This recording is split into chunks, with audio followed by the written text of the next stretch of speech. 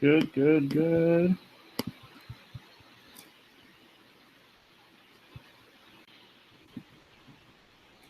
Hello, Hey, Alex.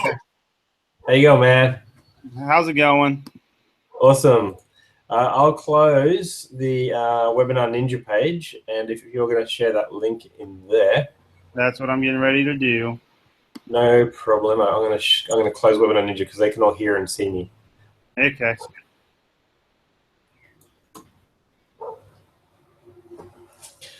Okay, cool, cool, cool, cool, cool, cool.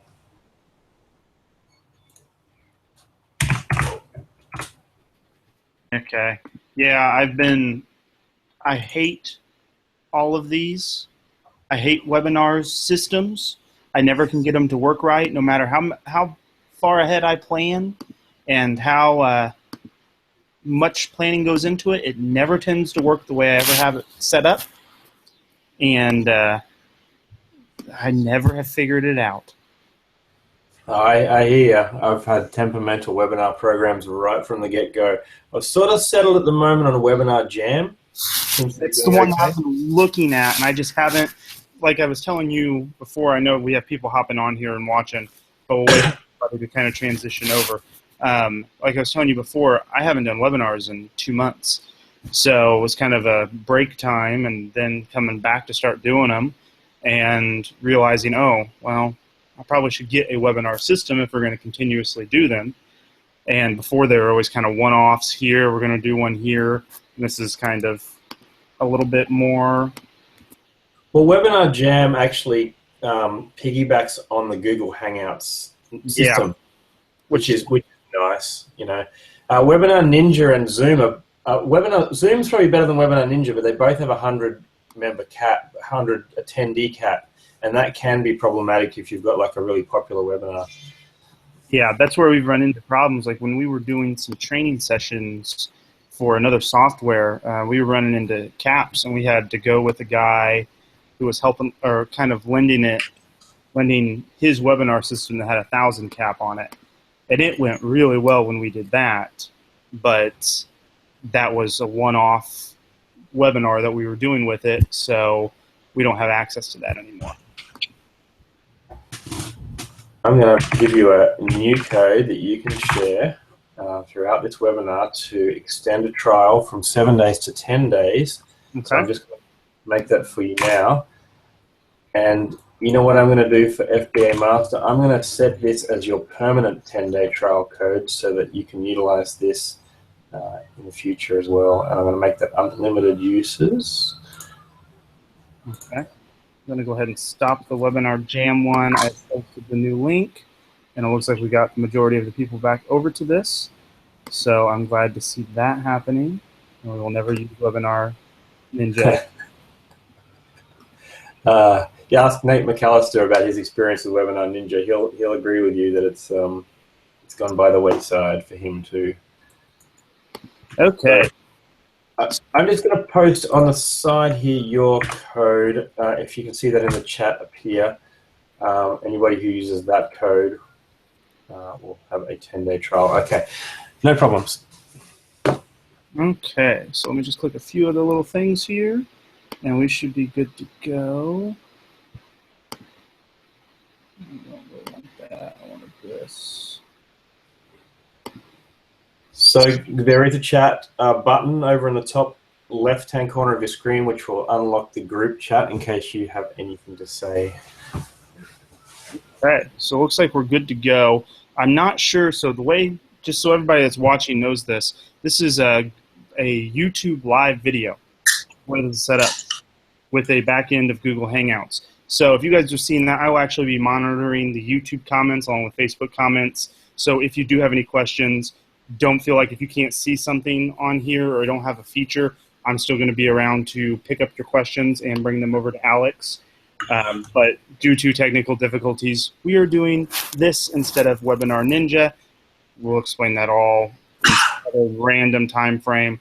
But I do want to turn this over to Alex now to start going over a little bit of the basics of tactical arbitrage. So I'll do a tad bit of an introduction, and then I'll let him handle the rest of this. So Alex, I met him out in Denver let's see, was that back in May? It was, yeah. Yeah, so my dad kind of had a man crush on him. I still think he kind of does as well. But met Alex out there. He was talking about this like software that was for online arbitrage, and I didn't really know much about it. And really cool dude, liked him a lot, so kept in touch. And kind of watched the software go from what it was to what it is now. And I've got to say, I've been very impressed with the growth and the features and everything that's been rolling out over the past 6 months. And I thought we'd bring Alex on today to kind of show some of the basic features of tactical arbitrage. But then for all of you who have actually seen it before or actually played with it, go into some really cool new stuff that's been going out, like the new library and the books and all of that jazz that even I'm not fully aware of how they work yet because I haven't got to play around with them. So I'm kind of wanting to show a little bit of, if you have no idea what this is, basics, and then some of the really cool stuff that'll knock your socks off. Even the more seasoned users probably get something out of me diving into some of those features as well. So yeah, I'm excited to showcase it. I think we met in Denver, and then there was a brew bus tour that we went on as well that night, and that was a lot of fun. Always find me drinking a beer during a webinar. Nice. Well, it's only 10 o'clock in the morning here, so I'm still on the caffeine and the water, but I'll definitely be catching up with you in a few hours. Awesome. So, Alex, could you give us a rundown of what in the world is tactical arbitrage, just on a 30,000-foot level? All right. Tactical arbitrage is a method for comparing a source product to the Amazon matching product and determining whether or not there is any arbitrage possibility and gross return on investment in that flip. So that's kind of the basics of it. It's gotten a lot more advanced since then. We now also have Amazon flips built into it, including a specific page just for used books and new books actually now. And yeah, it is my baby, and I spend day and night on it. I try to make time for family too, but yeah, tactical arbitrage is helping a lot of people succeed in FBA, and that was my goal. Awesome. So, for those of you who didn't understand some of that jargon, it helps you find online sourcing deals. I think that's the kind of the base level of it. But so, how does this all work? Is it just like an extension? Is it a software? Is it some sort of magic wand that I'm waving around to make things happen? So it's a web platform. So you log in to the web, so it's like a website. You can use any browser, so therefore you can be on any device. You can be sitting at home on your iPad if you like, sitting in bed and operate tactical arbitrage. There's no limitations to any browsers or anything like that, and you log in and then you'll be presented with a screen, which I can show you. I can start screen sharing at any time. Feel free. But you do have some people saying that you're very handsome. So I'm sure they'll be disappointed when you go to your screen sharing, but regardless, let's see what it looks like. Thank you, mate. A screen share, and you should see the product search page up now. And I should also say that at this moment, I won't be able to see Q&A comments anymore. I mean, any questions. So if you want to feed me anything at any point, you got it, boss. This page is kind of where it all began. It used to be a product search page and a view data page, and that was kind of the crux of it. Okay, it's expanded a lot now to the point that we've had to collapse some of our menus to incorporate a lot of the different features we have.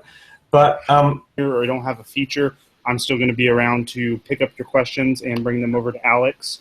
But due to technical difficulties, we are doing this instead of Webinar Ninja. We'll explain that all in a random time frame. But I do want to turn this over to Alex now to start going over a little bit of the basics of tactical arbitrage. So I'll do a tad bit of an introduction, and then I'll let him handle the rest of this. So Alex, I met him out in Denver. Let's see, was that back in May? It was, yeah. Yeah, so my dad kind of had a man crush on him. I still think he kind of does as well. But met Alex out there. He was talking about this like software that was for online arbitrage, and I didn't really know much about it. And really cool dude, liked him a lot, so kept in touch. And How did you just say it? kind of watched the software go from what it was to what it is now. And I've got to say, I've been very impressed with the growth and the features and everything that's been rolling out over the past 6 months. And I thought we'd bring Alex on today to kind of show some of the basic features of tactical arbitrage. But then for all of you who have actually seen it before or actually played with it, go into some really cool new stuff that's been going out, like the new library and the books and all of that jazz that even I'm not fully aware of how they work yet because I haven't got to play around with them. So I'm kind of wanting to show a little bit of, if you have no idea what this is, basics, and then some of the really cool stuff that'll knock your socks off. Even the more seasoned users probably get something out of me diving into some of those features as well. So yeah, I'm excited to showcase. I think we met in Denver, and then there was a brew bus tour that we went on as well that night, and Yep. That was a lot of fun. Always find me drinking a beer during a webinar. Nice. Well, it's only 10 o'clock in the morning here, so I'm still on the caffeine and the water, but I'll definitely be catching up with you in a few hours. Awesome. So, Alex, could you give us a rundown of what in the world is tactical arbitrage, just on a 30,000-foot level? All right. Tactical arbitrage is a method for comparing a source product to the Amazon matching product and determining whether or not there is any arbitrage possibility and gross return on investment in that flip. So that's kind of the basics of it. It's gotten a lot more advanced since then. We now also have Amazon flips built into it, including a specific page just for used books and new books actually now. And yeah, it is my baby, and I spend day and night on it. I try to make time for family too, but yeah, tactical arbitrage is helping a lot of people succeed in FBA, and that was my goal. Awesome. So, for those of you who didn't understand some of that jargon, it helps you find online sourcing deals. I think that's the kind of the base level of it. But so, how does this all work? Is it just like an extension? Is it a software? Is it some sort of magic wand that I'm waving around to make things happen? So it's a web platform. So you log in to the web, so it's like a website. You can use any browser, so therefore you can be on any device. You can be sitting at home on your iPad if you like, sitting in bed and operate tactical arbitrage. There's no limitations to any browsers or anything like that, and you log in and then you'll be presented with a screen, which I can show you. I can start screen sharing at any time. Feel free. But you do have some people saying that you're very handsome. So I'm sure they'll be disappointed when you go to your screen sharing, but regardless, let's see what it looks like. Thank you, mate. A screen share, and you should see the product search page up now. And I should also say that at this moment, I won't be able to see Q&A comments anymore. I mean, any questions. So if you want to feed me anything at any point. You got it, boss. Okay, so this page is kind of where it all began. It used to be a product search page and a view data page, and that was kind of the crux of it. Okay, it's expanded a lot now to the point that we've had to collapse some of our menus to incorporate a lot of the different features we have. But the very bare bones of the backbone, I should say, of tactical arbitrage is the product search page. So what it entails is a drop-down menu, and you can set this to either universal product code matching, which it's set to at the moment, or you can set it to universal product code plus title sites, which are sites that are matched primarily from the titles on a source site. And there is around about 435, I think, sites currently that you can source from using tactical arbitrage. And then you set your filters down here. A lot of them are fairly intuitive, like removing a product with ranks over a certain amount, removing products with more than a certain number of sellers, removing oversized products, and many of these filters are intuitive like that. One of the most important filters is to put in if the store has a discount, for instance, on a certain day. Like if you're searching a store with, say, a 20% discount, you put that in there, and it'll make sure that the calculations on the view data page incorporate that particular discount to ensure that the return on investment that you're seeing is in line with those inserted discounts. And also you can run a bulk. Scan. So you can basically extract a bunch of links from one site, and you can set it to run 20 pages of one category and 30 pages of another category and 20 pages of another category, and then you can just head out for the day, really, and go and spend time with family, or maybe work on your inventory labs if you use that or something like that, or work on your repricer, and you can step away from it while it runs some scans. Okay, so let's walk through this here. Say I want to search on Walmart. I know we have that one in there. And could we walk through what you could possibly do in a search like this? So for people who are doing online arbitrage, we know that you can usually go to a site, have to go through, see if the deal, or compare it to what Amazon has, and a tool like this is going to help speed that up. But I think where it has a lot of the awesome features are at is that you can actually start narrowing it down below with some of these filters. So let's take an idea of I'm looking at action figures. That would be probably an easy one to start with there. No problems. So let's drill into it a little bit, and we'll get something like, here we go. So I'll take this category number from the top here. And I should stipulate that every single site has its own set of rules. Walmart Keys, for instance, uses the code up here. It does tell you over on the sidebar, so you're not flying blind. But some of them operate using the URL of the site. And Sears, for instance, uses the category number.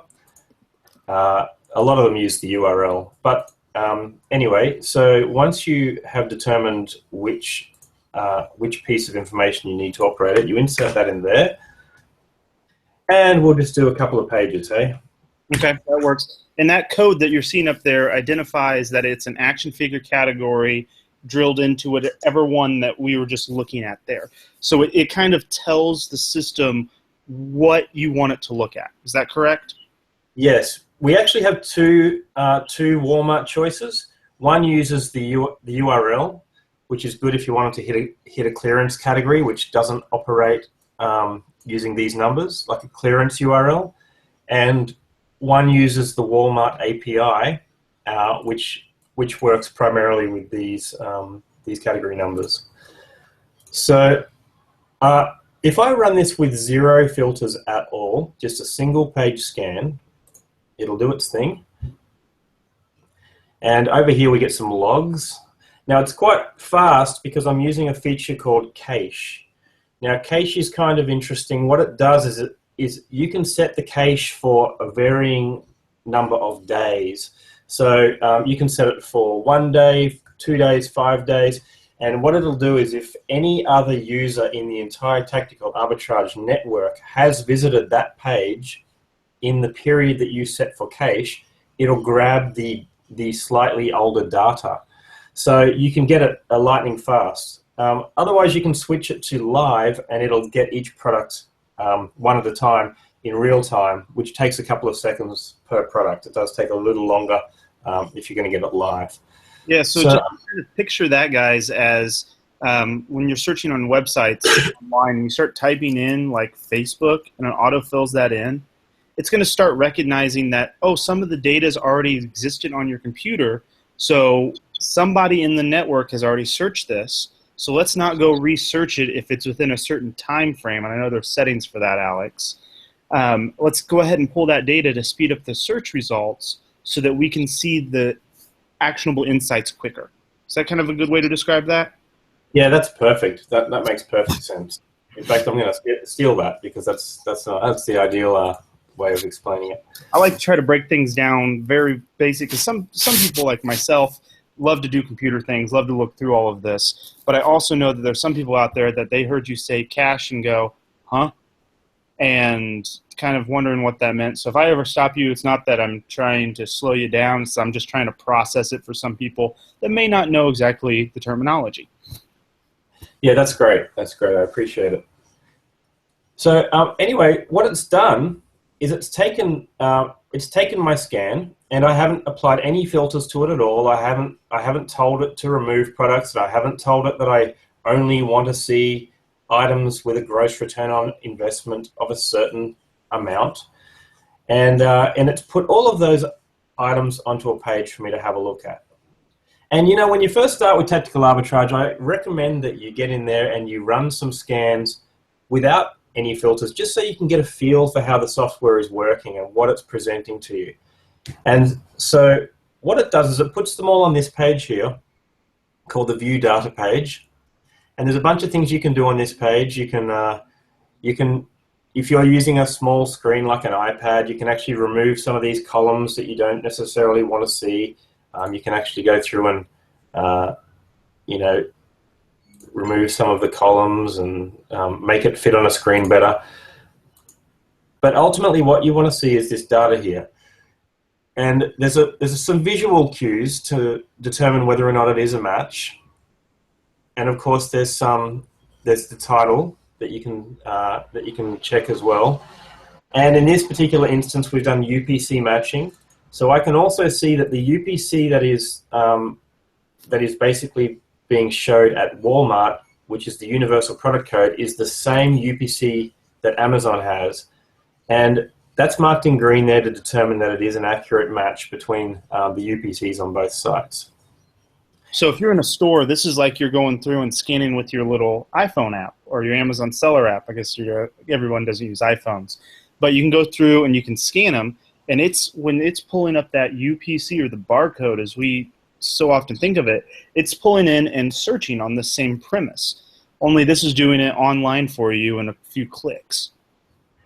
Yeah, and actually one thing that I recommend people do, people are pretty trigger happy on this button, remove out of stock products.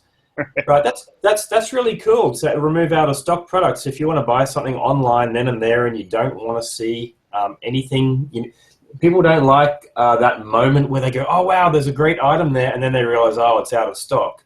You know, I leave that box unticked for two reasons. One reason doesn't even apply to me because I don't live in the United States, but if I did, I would check my local stores with an app like perhaps BrickSeek to see whether or not that particular item was still available on the shelf at my local Walmart. Because if there's great ROI in there, and maybe there's 3 or 4 items there with great ROI that are at my local store, it doesn't matter that they're not online. I might just hop in the car and duck down and get that $150 worth of flippable items to send into FBA myself. So that's Here's a professional tip for anybody who's going, well, how am I going to remember what I want to do there? Actually, when you pull up the Amazon product page, what I like to do is create a wish list. And I add those products that are out of stock at like a Walmart to a Walmart wish list on my Amazon store. So then I get pictures when I go through the store and I just look at them and I can go, oh yeah, that's in the toy aisle. I should look for this. So then you can take it out with you sourcing. So that's just kind of a tip that some people don't realize, that you can use the Amazon buying app to help you with some of the sourcing as well. Well, that's cool. And you could also do, I guess, something similar here with TA. Let's say these 3 items were out of stock, but let's say they had a profitable return on investment. You can go through and you can save these items into a saved list, and you can actually export that as a CSV. So you could print out that replen list and take that with you when you go down the store as well. So even if they were out of stock online, you could still put those into a save list by clicking these little red hearts here. Oh yeah. And that puts that into the saved list for you. And you can sort the saved list as well. You can make folders and put certain products into one folder and into a Walmart toys folder, for instance, and another into a Walmart beauty products. And then you can pull out each list depending on what part of Walmart you're walking around, if so be it. Exactly. And it all depends if you're a visual person or if you like a written list like that. But it also works perfectly if you have multiple employees or people that are outsourcing for you, that you can just share a list of, you're going to go to Walmart's today, here you go, here are things to look for. Yeah, and if you really want to see the visual cues, I mean, there's nothing to stop you if your phone screen is big enough to pull it up on your phone while you're walking around Walmart and just have a look at the images in your saved data room, just to compare and make sure that you're buying the right product, and you can even check the barcode on the box and compare it against the UPC Tactical Arbitrage has determined to be the correct one. Awesome. So there is a new column which is actually not launched today, but will be launched tomorrow. And we've been working on this in the back end. I'll mention it now. I don't mean to digress too far to one side, but if you click exclude here now in TA, then let's say you cannot sell New Balance shoes, for instance, which nobody can sell New Balance shoes. If you click the exclude button, then New Balance shoes will never appear in a future search again. It'll just basically skip over them immediately because you've clicked the exclude button. So that's just a way we thought might help speed up the filtering process on the back end. So, like, once you sort of know what you want to exclude, you can put those restricted items to one side for you. And we're going to be putting something in there for categories as well, so that people don't see things like Prime Pantry come up. Awesome. Alex, real quick, we had let's see. I said TH Logic asked, is there a max number of items that can be in those saved folders that you mentioned? It's in the settings page. You can determine what you're willing to view on one of these screens, and I've got mine set to 1,000. I set mine to 1,000 with 50 records per page, but you can actually set it to 100 records per page. By default, Tactical Arbitrage comes set to 300 because it's one of the few things that could possibly be caused by a slowdown in your computer, like a slower computer, that having 1,000 rows your computer might struggle with. My computer's fairly new, so I just set mine for 1,000 and I never have any problems with that. But realistically, all of the scanning and things happens in the cloud and on the servers, so that's a slower computer is not going to be affected by that. But displaying all of this data, you may want to adjust your settings according to what best suits the age of your computer. Awesome. So, okay, you just showed us what happens if you run everything on that one page. And there's a comparison in here, I assume, when I'm looking down here, if you guys can see it, the gross profit, the gross ROI, number of sellers are in there. And this is great if you've never used this before. You get to see kind of just a brief comparison. Now, what do the filters do to help speed up this process even faster?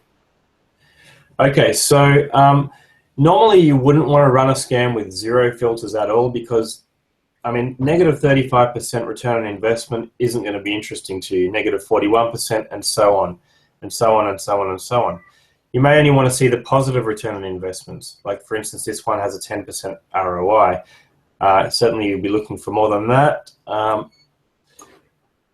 But if I was to scan this same category again, let me delete the old data. And I'll go in and I'll use the same filter settings. Oh no, I had no filters, so I can't use the same filter settings. Nothing, so we're back to nothing. Awesome. Back to nothing. So now, I say the most important filter is the top one here. If you are monitoring, this is how this is a pro tip that I think a lot of people overlook.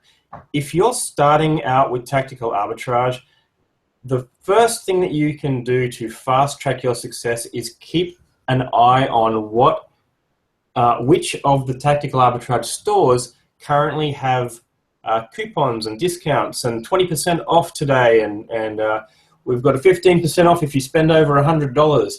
Now, we're going to make that process super, super simple. I've got my guys on working on this right now, that there will be a button on this page that just says current coupons, and it's just going to automatically have every single store built into it and what the current deals are for each store, so you can see that a lot more easily. But at the moment, the best way is to be subscribed to a lot of these newsletters, and then they come through your email. Disney will tell you if it's got a 25% off the entire store for the day, because they'll send you an email just to let you know. The other way, of course, is you can go and have a look on Retail Me Not, for instance, and see whether or not Walmart's got a coupon for the day. But let's say, for instance, Walmart's not big on coupons, but let's say, for instance, they did have a 10% off, and then the second box here, you might want to put down, let's say you're getting 7% back on doubly cash back for spending at the site, and maybe you bought a gift card off Raise.com or Gift Card Granny, which was basically $45 for a $50 card or a few of those, so maybe you're getting about 10% off on your gift cards. Now, having those in there are going to adjust your return on investment, because you'll be shown items based on the prior planning that you have done before running the scan to tell you whether or not, in conjunction with these store price reductions, whether or not you've now activated items with a positive return on investment. I don't mean to get overly complicated, but I hope that helps. And yeah, so it's the same method, guys, that you guys have heard from me multiple times. If you can find, like today on Kohl's, I know I was looking on there today, you get 30% off, you use your Kohl's charge. You get $10 for every $50 you have on in Kohl's Cash, and then you could get 7% cash back using Top Cash Back today. So you put all of those together there, you start, I know you have to do the math accordingly as you go through there, but you start adding up and you get on equivalent probably like 45, 50% off once you do all of the actual math in order. So this is just speeding up that process. You type in a few numbers and it'll do all the math for you. Absolutely, and this is the beauty of Cache. We're looking at 5,000 products right now, but we're keeping our filters in mind as well. But it's Cache data, so you know one of the problems with Cache data is you might find an item that's been bought out, and so it's no longer in stock. But you know, it's the fastest way to get your data. And I'm going to pop across to view data and see if anything's added. I have set some basic filters here. I've removed ranks over 250,000, and you can see on the side here we're skipping some rank filters. And for various reasons, items are skipped. Mm-hmm. And it'll let you know in that log there. And I can see some added too, you know. And that's my favorite word in the world, is added. Yep, that means you found something. Yeah, definitely.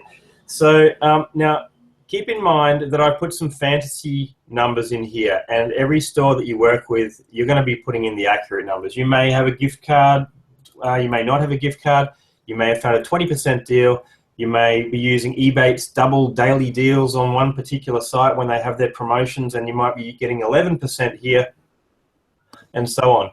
But ultimately what you are interested in is what your gross profit and your return on investment is going to be. Now, I kept that return on investment really low just so I could see some positive ROI products in here. Mm-hmm. But what have we got down here? We've got, this one's actually got a 69% ROI. So I'm interested in it. It came in under our sales rank. It's 190,000. And 69%, that means it probably would have showed even without some of these store price reductions. That's quite a decent return on investment. So it's $13.99. After our percentages off, it's $10.54. It's sitting at $24.51 on Amazon. After Amazon collects their fees, you've got an FBA return of $17.79. Now, gross profit of $7.25, and there's only 16 sellers on it. So I'm interested in this. It's clearly the same product, and I might just mouse over this keeper and just check and see if it's selling. And I can see there's spikes there. It's not moving at any massive rate, but it's definitely moving. And one of the interesting things is you might see this particular scam where somebody else might not. Another user might have been more aggressive and said, I'm going to chuck away anything under 150,000. And you'd be surprised how many people actually, they just only really want top 50,000 ranked items. And they're missing a lot of this stuff. So there's only 16 sellers. I mean, Tactical Arbitrage has enough users, and this is a common enough category. This is Walmart action figures. This is a common enough category that I'm surprised that there's only 16 sellers on something that may have up to $7 profit. Now, admittedly, it's kind of showing because of these store price reductions and stuff. But my point is, but I mean, there's a bunch of different factors that go into that. Yeah, you shouldn't set the filters too aggressively to the point that you remove the chance of finding some deals that. I mean, every deal is worth flipping, isn't it? Oh yeah, as long as you, like I've said this millions of times, you can read blog post over blog post that I've written about it. Sometimes a 10 to 20% return, although it's not something that's real sexy, can actually make you a crap ton of money if the rest of the parameters fit correctly. People forget that if you were to go and put all of your money with an investment firm and they could get you back 10% per year, that would you wouldn't really be too unhappy about that. And this is, even if you can get 20% flipped every month, that is growing your money. Oh yeah, that's an understatement of growing your money, but it's definitely growing your money. So yes, there is a lot of different products appearing just on that super basic scan, and there will be some factors that have messed around with that a little bit, like I've put in the store price reductions. I didn't tick the out of stock products box, so you'll get a shorter list normally. But keep in mind that we've got well over 400 stores, including stores in the UK and stores in Canada as well. And you shouldn't necessarily just play in the Walmart and the Target Toys sandbox.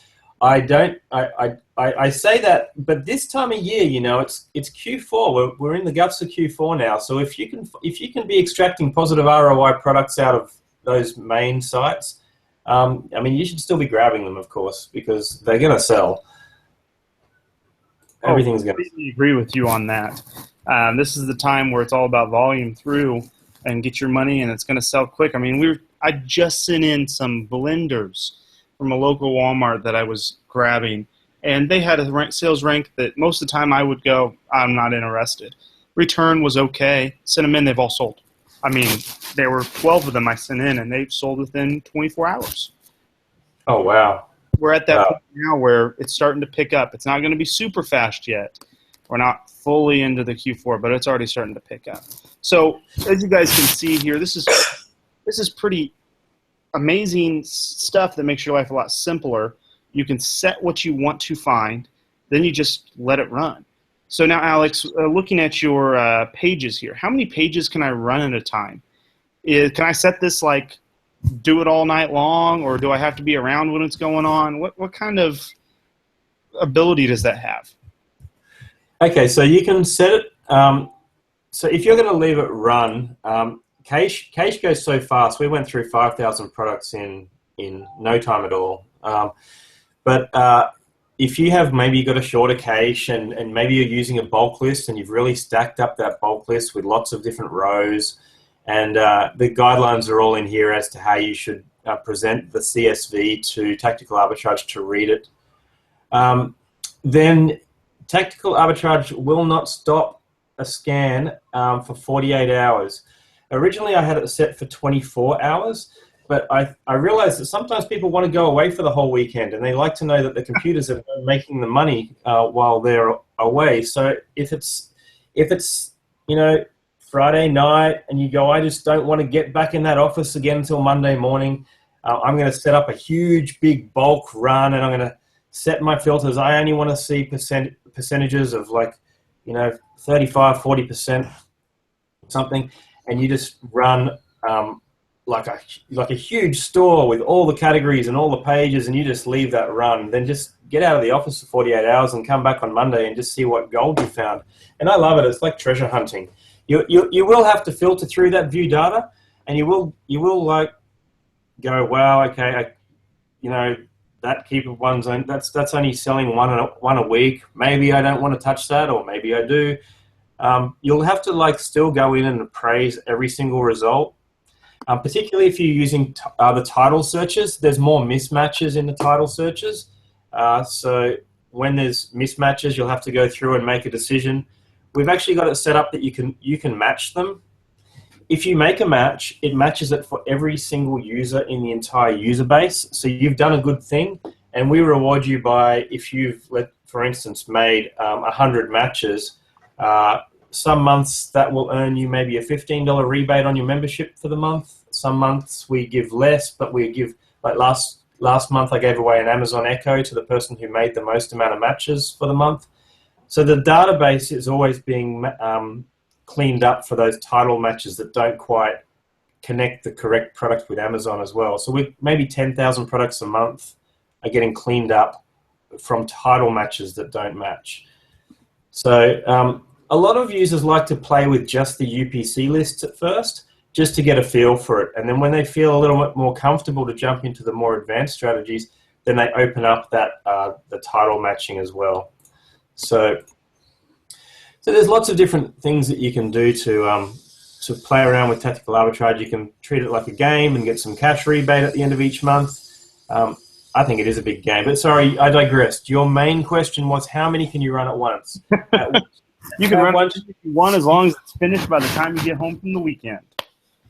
But how many pages can you run at once? You can simultaneously run a product search, an Amazon flip, a reverse search, and a library search, and a product variation scan, all at the same time.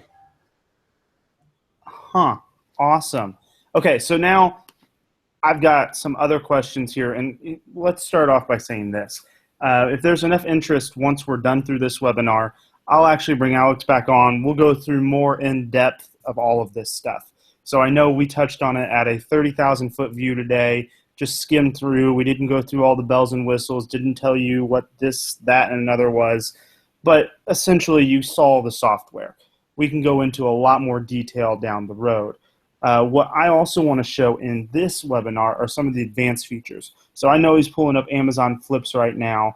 This one I am in love with, but I'll let him, the expert, since it's his software, go on about what this Amazon Flips feature can actually do. I'm also in love with Amazon Flips because I'm a big fan of setting keeper notifications.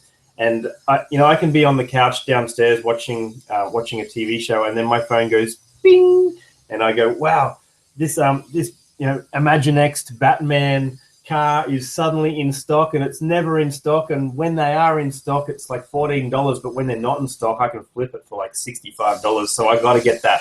I got to race upstairs and buy that item, and then send it back in. So with Amazon Flips, you can better than ever before find those items that you may like to track, but you can also find items to buy immediately.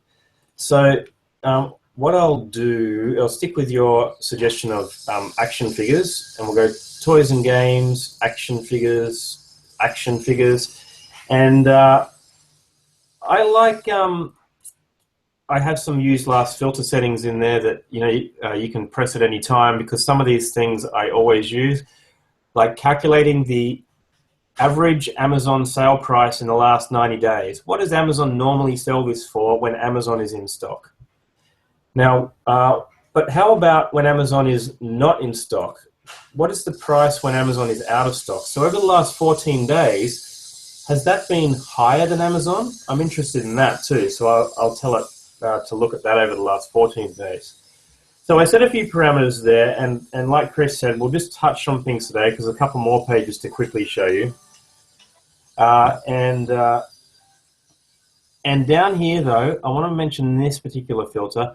I'm only going to, in the particular kind of scan I want to do now, I only want to check this out if Amazon has been in stock 25% or less in the last 60 days. So Amazon is going out of stock a lot. Okay.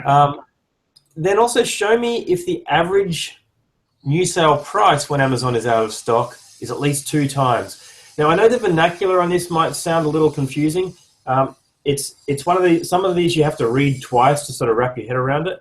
But usually, once the results are in there, you can see a little bit more clearly when the graph is in front of you. And this is all stuff that you guys probably look at on a daily, weekly basis when you're doing your Amazon flips, and probably just didn't call it those terms that are being said right there. It's kind of estimations you do in your head when you're looking at Keepa charts. Yeah. So if I pop over to flips now and see how those action figures have presented it to me, I can see that there's a few here that have fulfilled my category. Now, clicking on the graph is going to get me right into Keepa so I can analyze it in a way that we're all familiar with. But I can see that Amazon is normally $19.99, and currently it's $33.90. But I asked to look at the average over the course of 14 days, and so it's taken these recent times into account as well as these within the 14-day parameter. So this actually fulfills the criteria. The average of this 14 days when Amazon is out of stock is 2 times the amount when Amazon is in stock. So that might be one that I want to track and keep an eye on, so to possibly grab some to flip when they come back into stock. This one I can see that Amazon is in stock right now. Now, it's fulfilled my criteria of Amazon only being in stock 25% of the time. But I might be less interested in this because Amazon's in stock right now. Certainly interesting graphs to look at. Oh, yeah.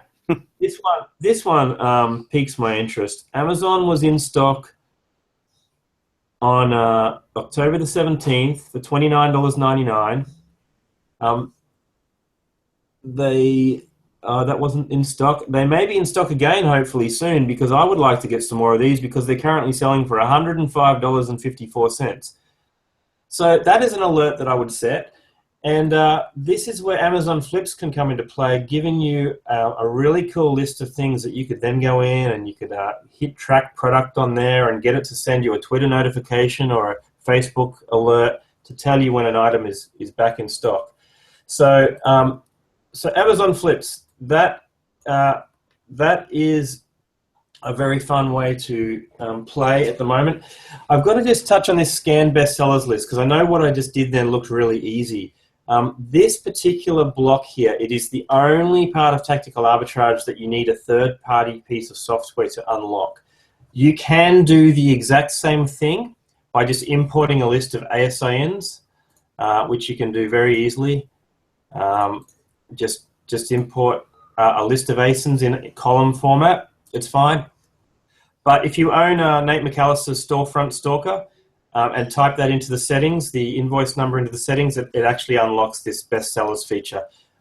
There isn't any other piece of software that you need to buy to unlock any features in TA, but just as the way that it evolved, we were able to make that integration, which I think a lot of people have found have made it easier. And so we stuck a little link on the page there. It's the only little advertisement on the page, but I feel like it's made the software so much more powerful that I thought that I would leave it in there. Very nice. I know I shouldn't apologize for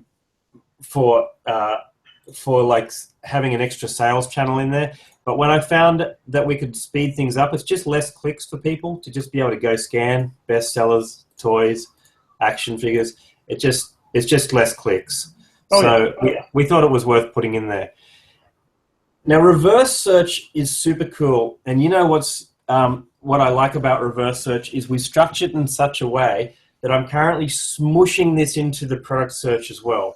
So what reverse search does is, let's say I do the same thing, toys and games. I'll just stick with your suggestion, action figures, and I'll use some previous filters. So I'm removing out of stock products. Show me anything over 10%. I'll just hit submit on that. So what it's going to do now is it's going to analyze that same bunch of ASINs and compare it against all of the stores that Tactical Arbitrage has in the system. And it's going to let you know whether or not any of the stores out there right now are in stock and have an item that would be a profitable flip if you sent that into Amazon. So we're smushing that into product search, so it'll happen as you product search. It'll also compare against other stores, so that you might be searching Walmart, but it says, hey, hang on a minute, you may want to buy that from Target because it's $3 cheaper. So that's not released yet. Shopping. Go to reverse product, and you should be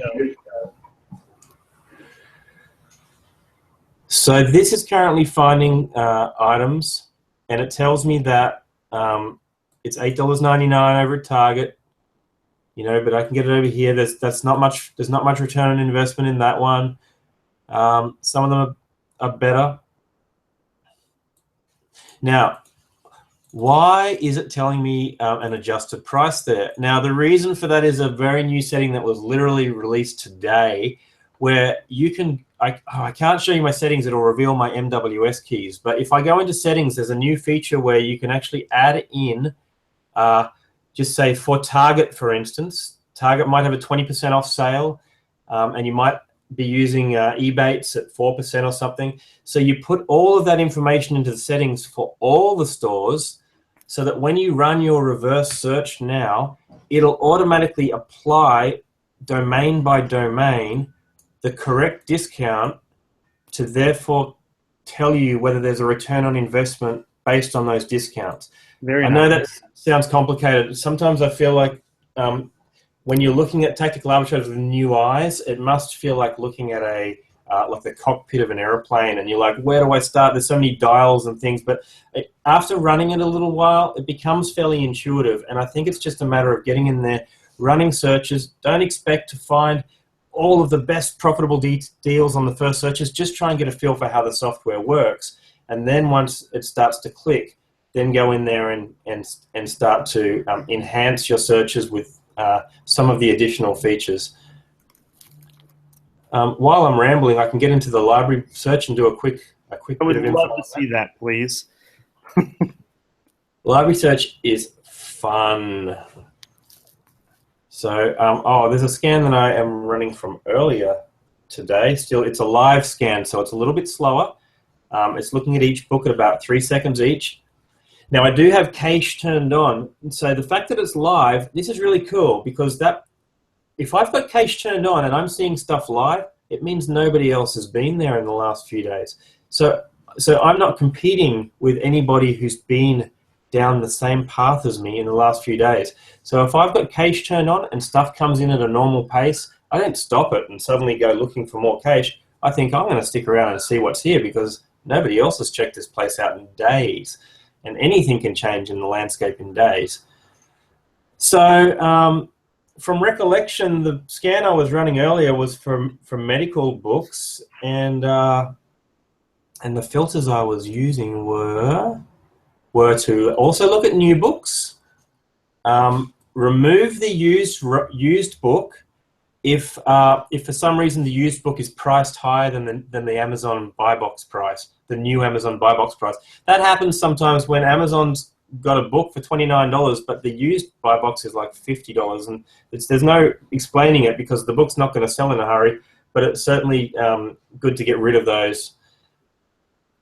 And I won't get into virtual books today, but if we do another webinar, that's a really cool feature, the virtual books. And virtual books are a way to see if there's a profitable return on investment when nobody holds the buy box. Oh, okay. All right, so I've only asked for profitable items here, and there is always some really juicy ROIs in books. I was shocked. I did actually do this. I thought this was very important. Okay, so let's say the book that you can buy is in good condition, but the buy box is held by acceptable condition. Now, it's not always the case, but it is a very good guideline.